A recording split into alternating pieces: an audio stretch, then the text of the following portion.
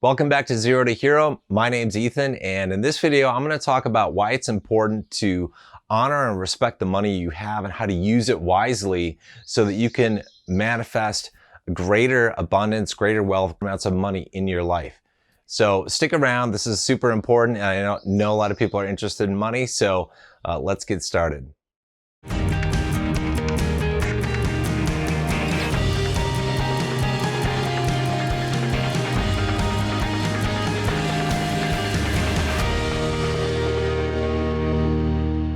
All right, welcome back. As I mentioned in this video, I'm going to be talking about the importance of honoring your money and respecting it through the use of good money habits. So the way I look at it, I believe in the law of attraction, and as part of attraction, if you're looking to attract more money, more wealth into your life, it's super important to understand the spiritual laws of money. I believe that, if in order to attract greater levels of abundance, greater financial wealth into your life, you need to honor and respect the money you have. You need to know how to use it wisely and how to avoid using it unwisely in order to bring more money into your life. So I'm going to talk about a couple different things that I think are super important to keep in mind if you want to bring in additional money in your life.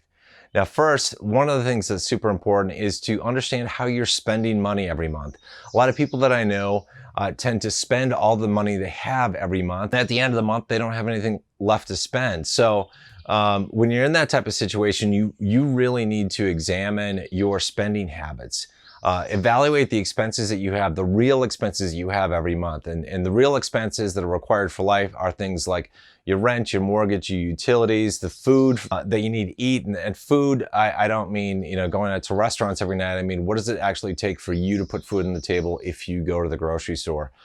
Things like gas in your vehicle, utilities, all the stuff of life like toothpaste and Kleenex and all that kind of stuff. Those are the basic life expenses that obviously you need to cover with the money that you have coming in, either from your small business or from your job, wherever you have money coming in from. Whatever you have left after your basic expenses every month is what's described as your discretionary spending. Discretionary spending essentially means you get to decide how you want to spend it. Now, that's, examples of discretionary spending are when you go to the movies, when you go out to dinner, when you go on vacation, when you go out shopping, you buy new shoes. That's discretionary spending. Now, how you use that leftover money, how you use that discretionary spending, whether you spend money or not on discretionary items, is going to determine how much money you have left over at the end of the month and how much you're going to be able to therefore save and invest. And the way I look at it, if you are spending all the money that you have every month, not only are you putting yourself in a very dangerous situation where, if you hit any unexpected expenses in life, you are going to be in big, serious trouble. But when you don't have any money at the end of the month, what you're basically telling the universe is saying, hey, I don't have very good spending habits. So, I'd like you to give me some more money. I'd like more money in my life. But if you're not spending it well, why would the universe give you more money? If you don't have good habits, you're not going to be able to attract more wealth, more money into your life. I look at it as if you know how to use it wisely and you don't spend it all, you have money left over at the end of every month to save and invest. You're basically telling the universe that, hey, I know how to spend money. I value it. I'm not going to blow it all on stuff that I really don't need. I'm going to save some for the future so that I can save it for myself, my family. I can give some away and donate to a worthy cause. If you have leftover money, that shows that you have good money habits. A lot of people don't have good money habits. No matter how much money they make, if they get a pay raise at work, they get a new job that pays more, or if they win the lottery, they go out and they blow all the money they have. The more money they make, they spend more. And it's true that, while your income increases, you are able to go out and spend more. It doesn't mean that you should go and spend and blow all of your money. Make sure that you've got plenty in reserves as your income increases. Try keeping your expenses at the same level that they were before you got that increase in income or revenue. If you do that, you're going to have, a difference between your basic expenses and what you have coming in. You can use that spread to do things like make donations, increase your savings, and make wise investments. So it's important to use a lot of that discretionary spending, that spread between your gross income and your expenses, wisely. So make sure, if you are looking to increase your wealth and bring more money into your life, you're wishing or hoping, meditating for greater abundance in your life financially, it's important that you develop good money habits, that you are respecting money, and that will allow more money to come your way. One good example of how good money habits affects the law of attraction in terms of money and attracting wealth.